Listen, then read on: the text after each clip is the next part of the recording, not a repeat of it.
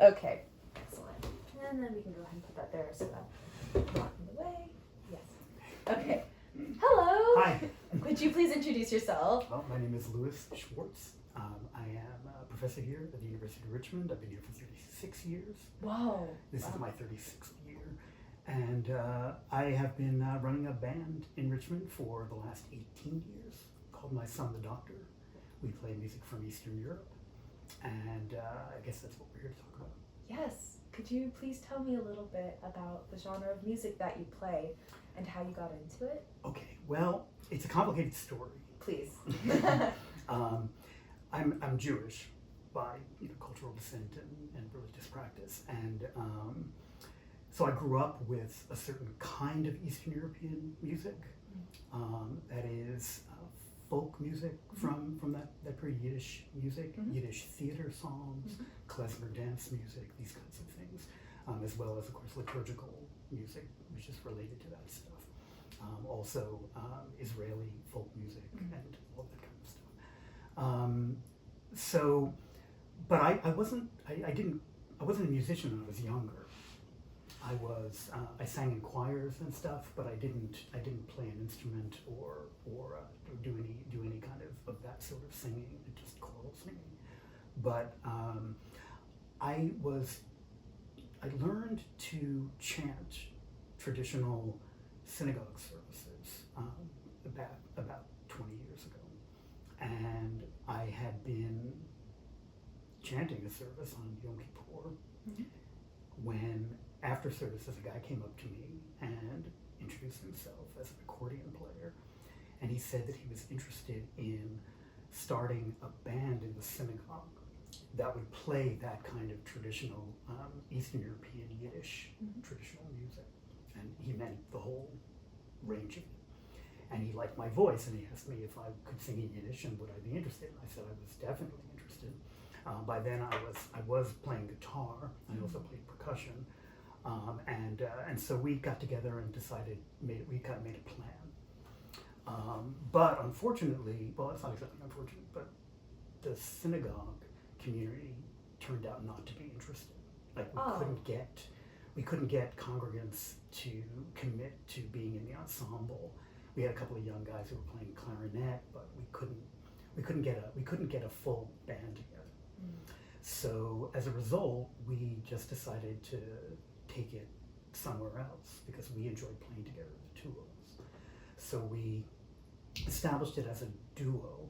He was playing accordion, I played guitar, and sometimes percussion. I would alternate between the two, and I would sing the songs that we were doing. Obviously, we also did instrumentals.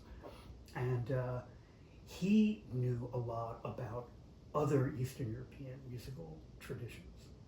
Knew a lot about Balkan music and about Romani music and music, from the various Slavic countries in the area.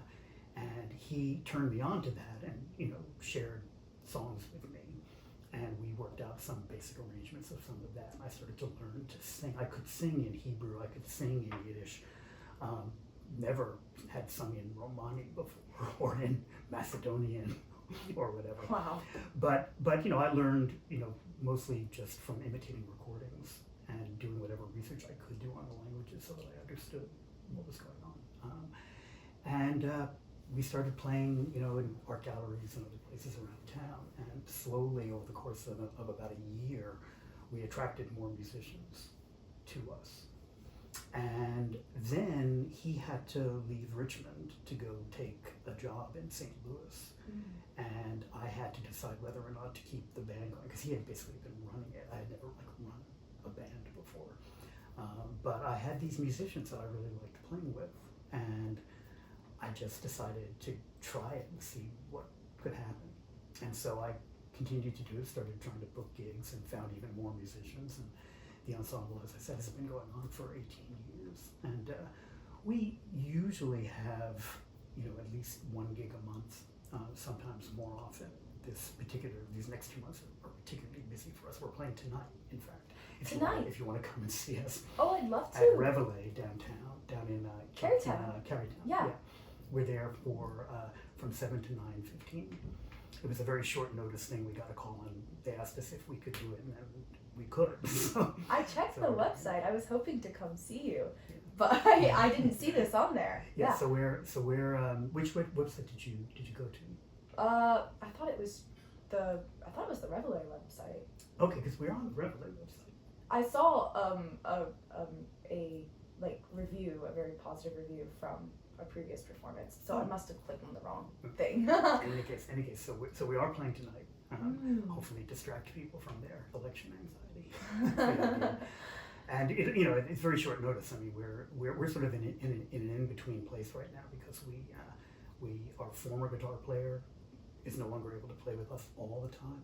That is electric guitar, and but he'll be coming tonight, and he may sit in, so it may be a little kind of loose and interesting. And we have a new guitarist who's starting with us with the upcoming gigs. We're playing at the Jewish Food Festival next Sunday. Then we're going to be at the VMFA on Wednesday the 20th, and that's a really fun gig in the atrium there. And so we'll play that, and then we're going to be at the Gold Lion Cafe on December 7th, and then back at Revelay on December 21st, Saturday afternoon. So suddenly it's very busy. Yeah. Yeah. Wow, that's really incredible. Do you think that, just out of curiosity, does the really busy schedule have anything to do with this time of year, do you think? I don't really know. I mean, I've been doing this for a long time, and I've never been able to suss out a pattern. Right? There are certain things that are making this happen the way that it's happening. One of them is the fact that we've played the Jewish Food Festival pretty much every year that there's been one. I think for the last 20 years or something, right? Or just I guess around. I think in fact it started the same year we did, so 17 or 18 years in a row, and it usually takes place in the winter in February or late January, and they had to change it this year because they were concerned about security this past winter, and so they canceled the festival.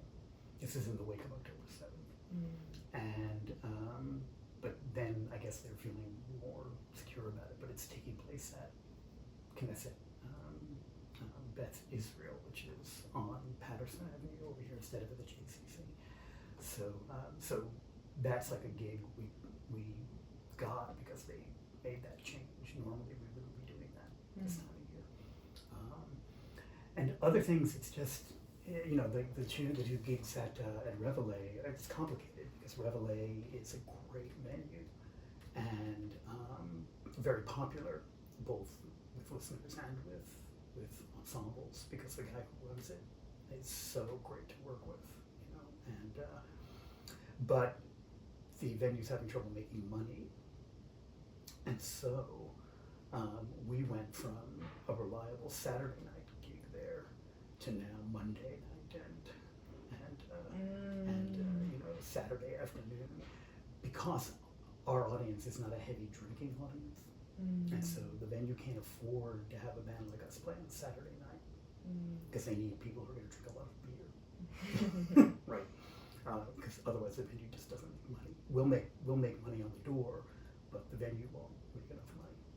So like and Tom just out of the blue gave us these two gigs. I thought we weren't going to be playing there for a while, and then out of the blue he said, "Well, can you play on Monday the 4th and December 21st?"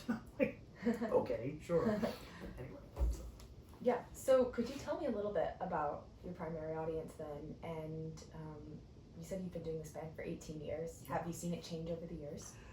The band or the audience? The audience. Okay. Our audience is a kind of complicated, it's like a mongrel kind of different constituencies sort of mixed together in a lot of ways. One aspect of the band is the fact that we do have this Eastern European Jewish repertoire. That's sort of like the major part of our repertoire. And that's klezmer instrumentals, like I said before, Yiddish theater songs, Yiddish folk songs, and some liturgical materials. And so one thing that we do is play for Jewish community like institutions, or for life rituals, things like mitzvahs or weddings, right? So that's one audience. There's in other words, there's an audience of Jews who like this kind of traditional music, who come to workshops and who will hire us at a synagogue to play a service or to play a party or to play at some kind of event, whatever. And we've been doing those at, the three synagogues that mostly we do that are at our Beth Ahava, which is the Reform Synagogue downtown on Franklin, Beth El, which is the conservative synagogue on Grove and Roseneath, and another Reform synagogue on the south side called Orami. Oh, yes. And so that's one aspect of what we do, right? And the Orami situation is there's an organization there that puts on folk music concerts, and we've played that as a kind of wider folk music ensemble, and we don't do just the Jewish stuff, but for that we would do all of our Balkan and Romani stuff as well. So another audience is a more kind of like bohemian arts community sort of audience, people who like that. And because we got our start playing at galleries down on First Friday downtown, so we have fans who are are from that world and have been like following the band ever since then, and so there's always a portion of our audience that's like that, and a lot of those people also frequent the kind of cafes where over the years we would like to play. Although right now, except for the Gold Lion gig that's coming up, cafe gigs are not materializing exactly. I think it's still a kind of hangover from COVID. A lot of those places no longer, they just made it through COVID, but they can't financially kind of swing again having like evening events, where they're not necessarily going to sell a lot of what they sell. And they have to pay people to be there, So right now, Gold Lion is letting us play. We're just going to play for the door. They have no like risk involved. They'll either make some money on the food or they won't. But we're not. They're not paying us. Yeah. Right. Yeah. So we're hoping that will work out and that maybe that'll become another kind of regular place to play. So that more sort of arts crowd type of audience also is part of those kinds of cafes, and so we've always had an audience of that kind. And then there are just people who hear us by accident and like didn't even know that they like this sort of music and just became fans, and I can't necessarily say who they are or what have you. We play sometimes like institutional gigs like the library, like a library like acoustic music festival or what have you, and so we've picked up fans like that who just are into the music and never really knew much about it. We have a small number of people who are from various other Eastern European traditions who sometimes come to see us. Although I think my pronunciation of their particular languages is sometimes a little like not quite what they would like, Although I've gotten some instructions from them from time to time, which is fun. So that's really. Oh, and another area is there are some international folk dance people here in Richmond, and I'm not sure what the status of the organization is since COVID, because they used to have regular dances and I don't see them advertised much anymore, and those people often over the years have been reliable audience members because they come and then they'll often dance. And there's a small number of other musicians in town who play Balkan music or play Eastern European music and whatever, and so they're another part of the people who come to see us. Yeah. Wait, I have a question. I'm just going to double check that we're still recording very quickly. Yes. Yes. All is good there. All right, good. Just wanted to make sure. Yeah. Well, okay. So that's very interesting. I was wondering if you would bring up, the small, like, admixture of other European, other Balkan, or other traditions, yeah. Yeah. But because I'd heard that there was like, for instance, a large Bosnian population in Richmond. Yes, there is, for example, and I once actually got I got a call from someone who she wasn't herself Bosnian, but she was part of some kind of like inter-community kind of communication organization that, you know, puts on events that highlight particular ethnic communities in Richmond in order to foster, you know, kind of people getting to know these other traditions and things. And she was setting up an evening at, there's a Bosnian restaurant over on Patterson, just beyond Perham. And she had heard that we played, you know, Balkan music and wanted to know if we would come and play. And I had to say no because I don't think it was quite the right setting for us to be somehow representing Bosnian music. We don't have any particular Bosnian songs. We have Serbian songs in our repertoire, Macedonian songs, but no particularly Bosnian songs. And I don't know much about Bosnian musical traditions per se, like what makes that distinctive among other musics. And also I'm not, you know, I'm not part of that community, right? So it seemed like a weird, like I don't mind playing that music. I don't feel like I'm appropriating when I'm playing music from these other cultures, in part because I see it as a kind of these are sister cultures to the one that I am, you know, because I am from an Eastern European background, and my grandparents all grew up in different parts of Eastern Europe, in Belarus, and Poland, and Romania, and Ukraine, and so you know, I don't mind playing these related forms, but I would never want to like be presenting Bosnian music in a Bosnian restaurant to a bunch of people from other, you know, that seemed odd. But yes, there is a strong Bosnian community. Yeah. No, I completely hear you on that one. Do you think then that with these different audiences that you're mentioning, so you have of course your Jewish audience, right, for which you play at both like bar mitzvahs, but also like folk Jewish food festival, etc. But then you have some of these other kind of miscellaneous audiences, right? Do you think that some of that is unique to being in Richmond, Virginia? It's certainly something that completely surprised me. You know, back when we started doing this, I was doing it largely because I was motivated by the fun of just playing the music with you know, my friend. His name was Boaz Rubin, and he was a great accordion player. You know, so it was inspiring to me. And I had been playing guitar, you know, for quite some time. I had picked it up when I was about 30. So this is, you know, I've been playing guitar for, I don't know what,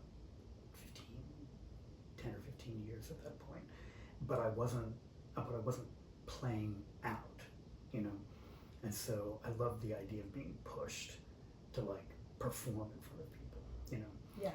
So I was doing it for those reasons and had no expectation that we would ever like find much of an audience or maybe do anything more than playing for tips at a gallery in the corner, you know, on First Friday or that kind of thing. So when people started to actually become interested, and when other musicians became interested, that really surprised me to discover that the city of Richmond, the culture of the city could support both the creation of that music and there would be an audience for it, right? And that we would be able to, you know, to get paid a little more, you know, for it. I didn't need the money, you know, because I make plenty of money as a professor. But you know, there's a certain level of respect, you know, that comes with being paid, you know, when you're asked to just sort of play for somebody and they say, you know, well, it's good for exposure, or could you do it as a favor or whatever, you feel like you're just doing something that no one really cares about. But if someone's going to pay you money, then you have a contractual relationship, and there's a certain level of respect that comes with that. And also just holding on to musicians, because some of the musicians in the ensemble are completely, amateur musicians, not in the sense of how well they play, but in the sense of like they're not in it for making money. But several of the members of the band are professional musicians, and they need to be getting pay for the time that they're putting into the ensemble, even though they of course understand that the payment that they're going to get with us is not the same as if they're playing in a cover band or like a wedding band that plays the usual kind of like wedding music. So it mattered to me, to be able to find venues and also private parties and other things that would actually pay the musicians, and I was just totally surprised that there it was, we could do it, and that we've been able to maintain it for so many years, and fairly consistently. Like I said, there have been stretches, particularly since COVID, where the routine of getting gigs has been a little hard to suss out, and we've had some periods where we've had no gigs for a few months, and then very, very busy periods like we're having now. But all in all, over the 18 years, like I said, we've hardly ever gone more than 3 or 4 weeks without there being a performance. Wow. And that's pretty amazing. It says something about the culture of the city.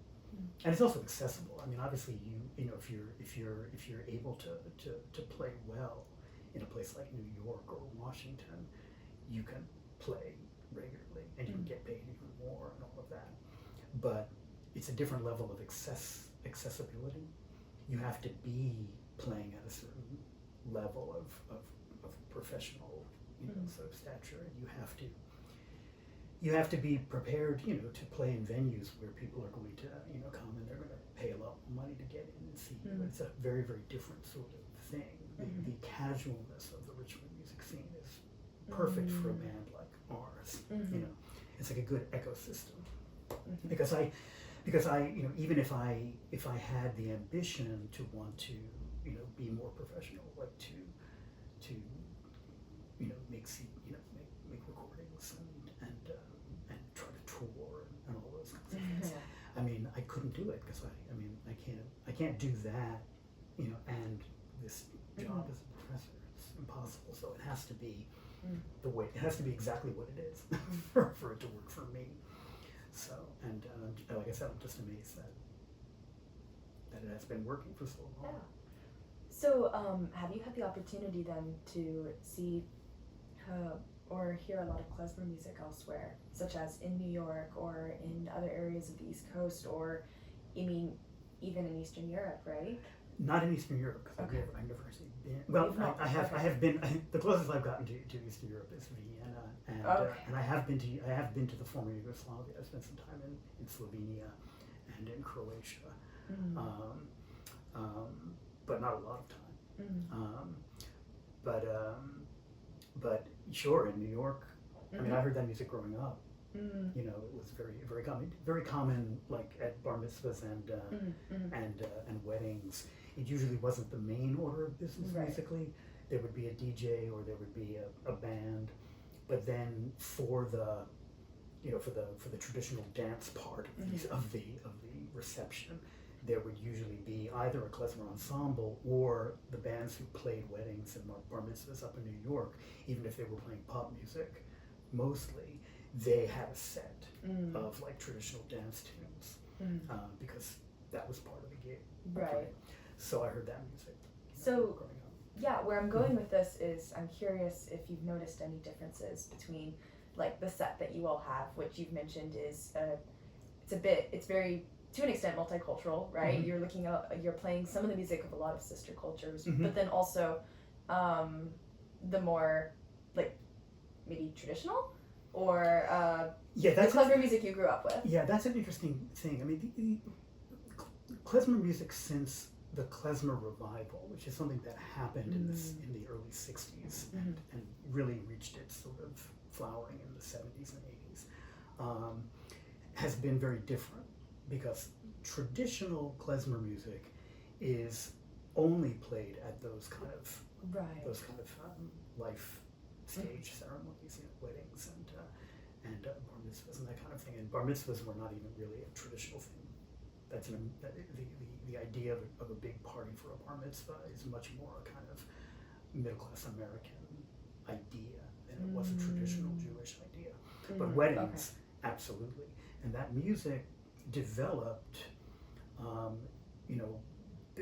an entire subculture of itinerant musicians who were called klezmorim. That's literally what they were, is wandering musicians who would basically go from village to village or from city to city to the Jewish neighborhoods of the main cities in what was called the Pale of Settlement, that whole sort of area of Eastern Europe. And they would play for weddings, and then they would travel to the next town where there was a wedding, and they would play for the wedding.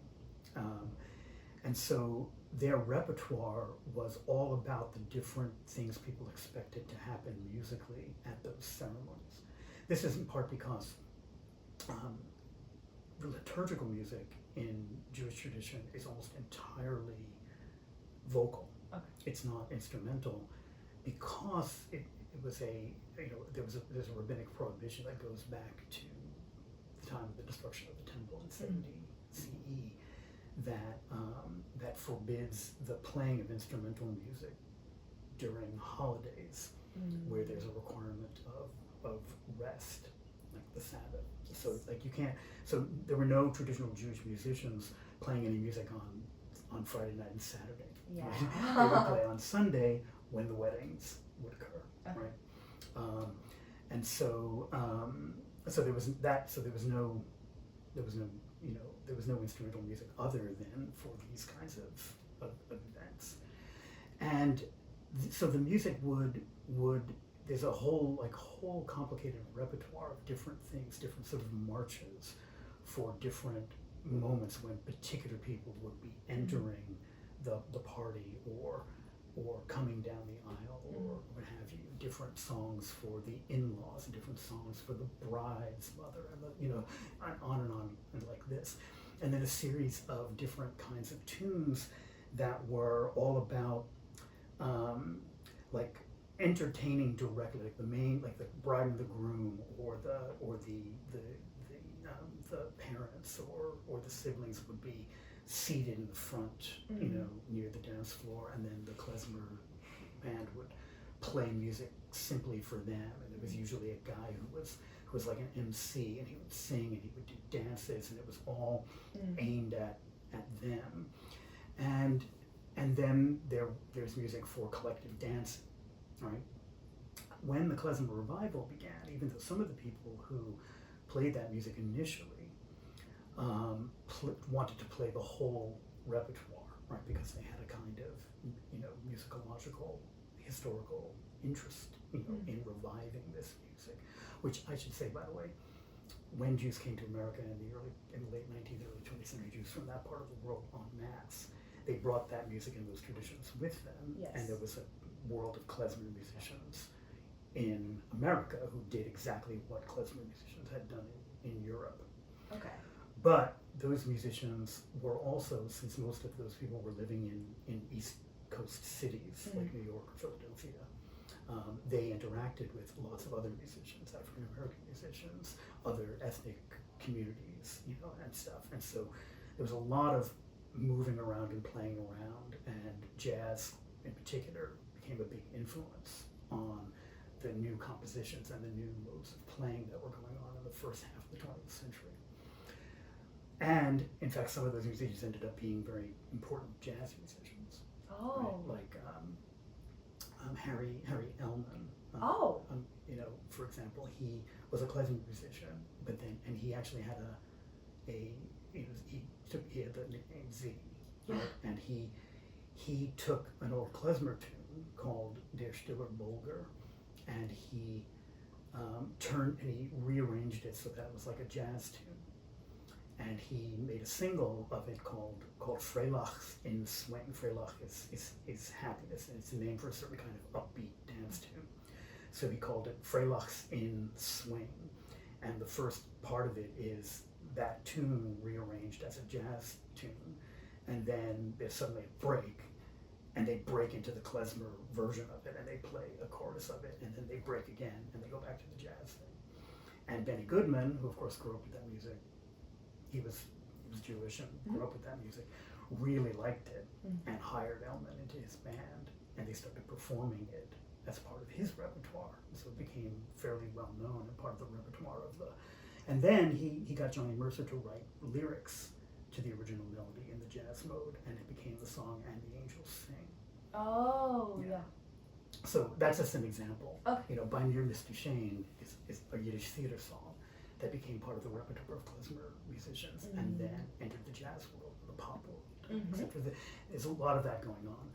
But what I was going to say is that starting after the war in the 1950s, the generation of Jews, like second or third generation Jewish immigrants, were moving out of these ethnic communities in urban centers into the suburbs, and were rising up into the middle class. These are people, really my parents were of that generation, and they, in general, were not so interested in the traditional music, because for them it was a world they were trying to escape, right? They wanted to assimilate more into what seemed American to them, and so there was a break in the tradition, and in the 50s a lot of the klezmer musicians couldn't find work doing that anymore, right? Or only in the Orthodox communities where it was continuing to be done.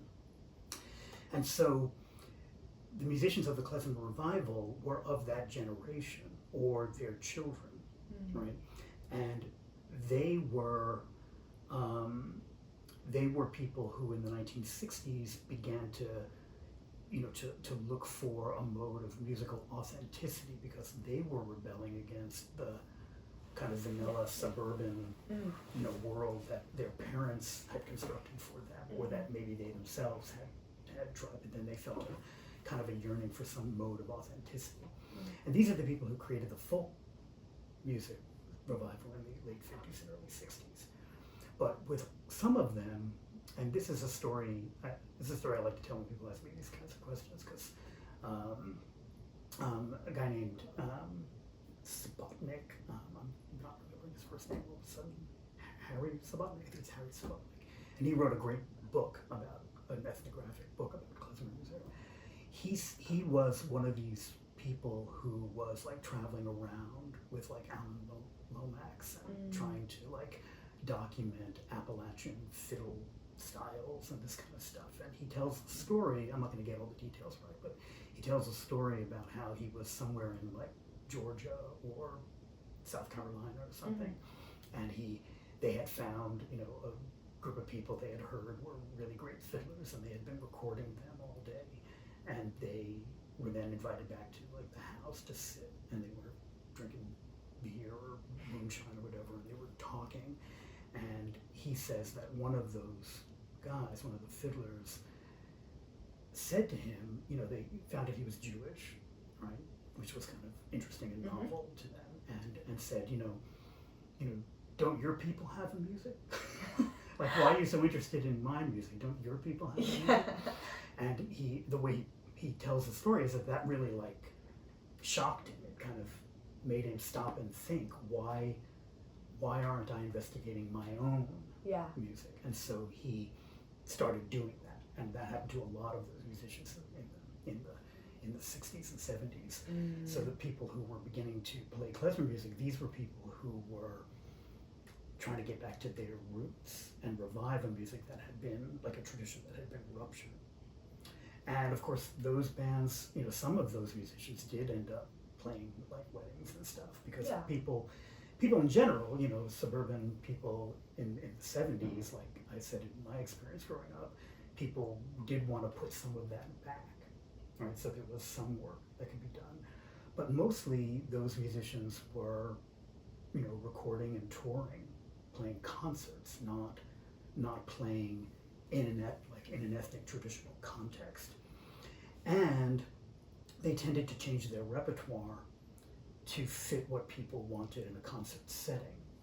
So some of those kind of march things or playing for the in-laws kind of things, that music doesn't translate very well to a concert stage, but vocal music does, and the upbeat, dance tunes do, and so our repertoire follows in that. This is a very long answer to your question. Our repertoire follows in that tradition. So most of what we play is that kind of stuff, that upbeat dance stuff. And we have 2 clarinet players in the band right now. I mean, we've had different people, playing solo over time, and so we play the music that that works for clarinet, and so because that's the musicians that we're working with. I'm very lucky to have 2 really good clarinet players in the band. So yeah. So no, thank you for all the context. So I mean, not just based on the experiences of your own group, but also with the other klezmer groups that you've encountered in, I guess, the general Richmond area or broader, would you say that due to regional influences such as, for instance, Appalachian fiddling or something, or I suppose vice versa, the impact of maybe klezmer on Appalachian fiddling, but would you say that there is some sort of a mid-Atlantic regional klezmer style, or do you think that or I don't know. Do you have any thoughts on that? I don't think I could identify that. Yeah. I mean, and again, what we do, we're often referred to as a klezmer band because that's like a generic term that people sort of know what that means. It's like, okay, it's some kind of Eastern European Jewish sort of music, but we're not really a klezmer band, not in the traditional sense at all. And we're also not like a traditional klezmer revival band where we're presenting ourselves like just that way. Also, the way that the music has evolved over the 18 years that we've been playing has been influenced by whatever the musicians we're playing with bring to the table, right? Like, for example, a big, I play a dreadnought acoustic guitar, a big Taylor, and I mostly play rhythm on it, but that instrument is not a thing in the tradition of a klezmer band. Like, you go somewhere in the 19th century at a wedding, you would not find a guy with a big guitar like that, partly because they didn't exist, at least not in that part of the world. They were just being created in the late 19th century in America, but also it's just not the traditional thing. Rhythm would be carried by other instruments, and but it's what I played. Yeah. Right? Yeah. So when Boaz and I started to try to figure out like a routine, I would just try to adapt the rhythmic feel to what I could do on that guitar, and for better or worse, that still remains what I do.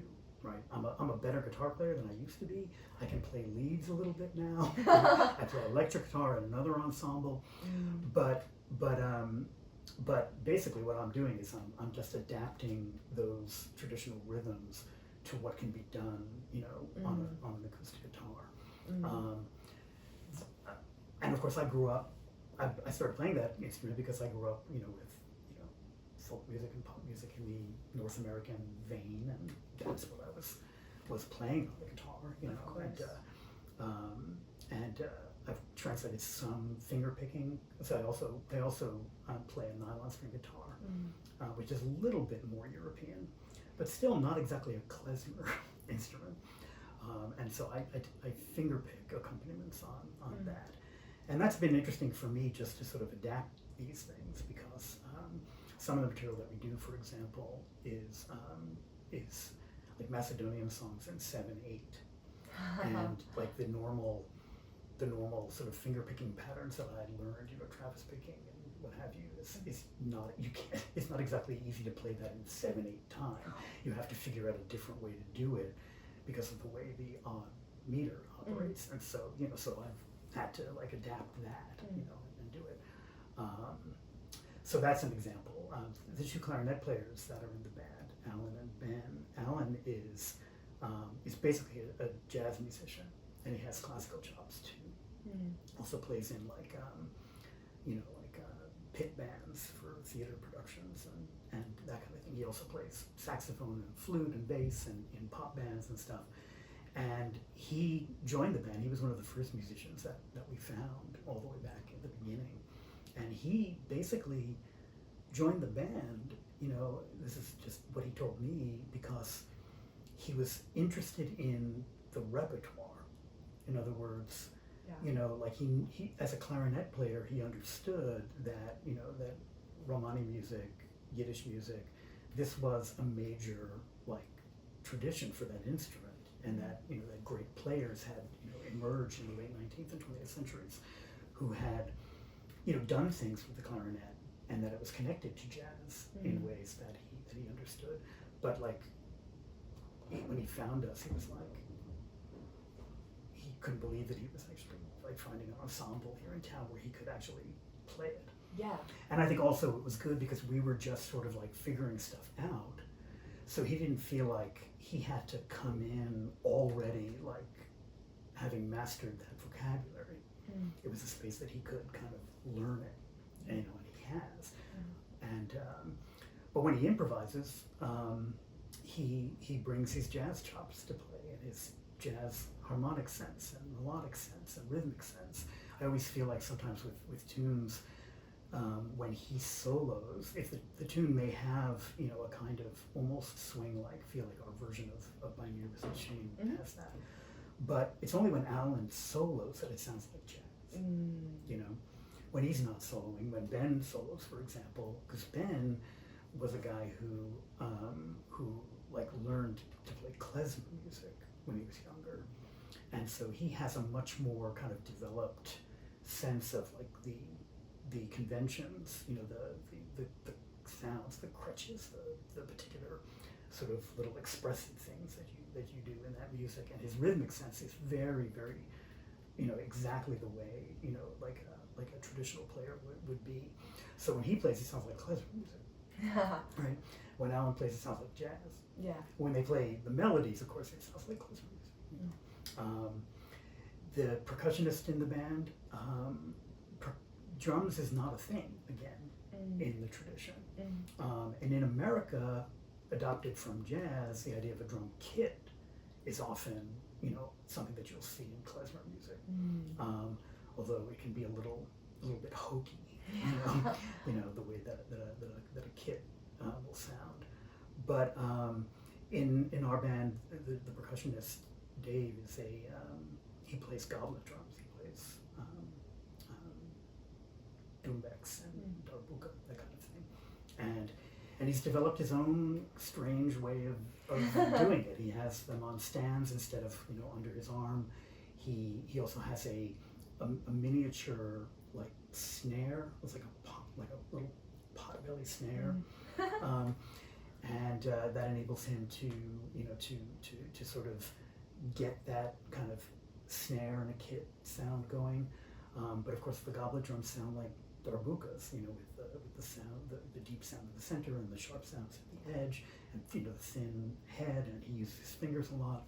And his doumbeks have zills in them, that is, jingles inside, like a tambourine ring inside the drum. So he can also get that sound instead of cymbals. He hits the drum with the heel of his hand to get a chick kind of sound. And sometimes he'll use, shakers, and he has like little things on his ankles that he can get sounds with. Yeah. So he's created a kind of different rhythmic thing that tilts our music a little bit more toward the Asian side of that music. Obviously Romani music comes from Asia, but of course much of Eastern Europe, is influenced by Turkey, because it was actually part of the Ottoman Empire for a long period of time, particularly during the Balkans. And so, that Eastern mode of things has left a mark on that music. And because we have him as a percussionist, our music tends to sound a little more Eastern than a klezmer band with a kit drum and a piano player going, Yeah. So, yeah. No, yeah. Does that make sense? That makes a lot of sense. That makes a lot of sense. Yeah, that sounds like a really fun kind of, like, fusion, right? Yeah, well, we enjoy it, and when I was younger, I did this a little bit more. I've mellowed out over time, but I grew up, listening to rock music, obviously, and I was right at the age, when punk hit in the late '70s, and like that still remains like a thing for me. And sometimes when I'm playing, rhythm guitar, we get kind of worked up. I feel like I'm hitting the guitar like it's a rock band or a punk band, and I like that energy. Although, as I've said, in recent years, because I'm just older, the rhythmic intensity of the band has mellowed. Which has actually been a good thing because it leaves more room for other things. Do you think that, as the band has evolved over its 18 years, have you, adapted? You've adapted to the musicians and you've adapted to the place that you're in. Have you, in any sense, adapted to, the age demographics of the audience? Do you think, first of all, what age demographic are we looking at? And then, is there any adaptation for future generations, or that question. You could see going? I don't know. The age demographics are mixed in the band. We do have younger people who come, but I think probably the bulk of our audience is more or less middle-aged, right. I guess. Which is part of the reason why getting a Saturday night gig at a place that needs people to drink beer, I was inferring that from what you said earlier. So it's that's certainly the case. I don't know that I've ever felt, something coming from the audience in particular. Occasionally people will ask me if I know a certain tune, and if it's not in our repertoire, but I think, oh, but we should do that tune, then I'll go find sheets for it, and we'll add it to the repertoire, do it. And sometimes, if that person is there at the gig, we say, oh, this is something that Joan said we should try, whatever. But I don't know that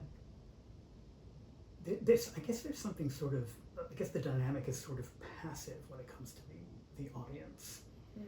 I suppose if we had a more traditional audience, they would want certain things. Yeah.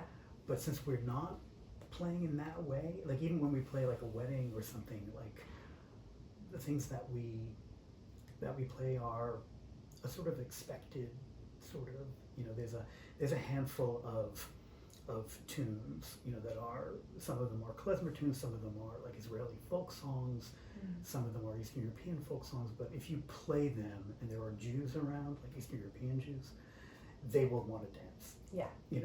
And so we played those tunes for the dance part of a wedding. And so that's just what's expected. We don't usually play those things at a regular concert, but we would, but yeah, if we're hired for a bar mitzvah or a wedding, that's what we're going to play. And we played two synagogue services this past month for Simchat Torah. It's a holiday that involves a ritual of dancing with the Torah scrolls around the synagogue. And so we've been for about, I don't know, about 10 or 12 years, we've been doing that almost every year at Beth Ahava, the Reform Synagogue on Franklin. And once before we had played at Bethel, and this time we got asked to play at Bethel too. And because the Reform Synagogue can have the ritual whenever they want, because they're not traditional, Bethel was having their ceremony on Simchat Torah itself, and Beth Ahava was having it the night before. Oh, so you could do both. So we could do both, which was great. Yeah. And that was also, kind of a community thing, because one of the former members of the band who used to play bass with us is no longer playing bass with us, but he's a board member at the band, at the synagogue. And so he asked if I could ask a couple of the musicians from the band to play as long as he could play bass, right? So we did that as kind of a little ancillary thing, and played for their service the next night. And again, we played that sort of traditional, sort of dance repertoire, and then some other things that seemed to fit with what the rabbi wanted. But so I don't know about that, and certainly not a romantic klezmer style. No, that's very helpful. Mhm. Yeah. I mean, there might, actually, I don't think there is such a thing.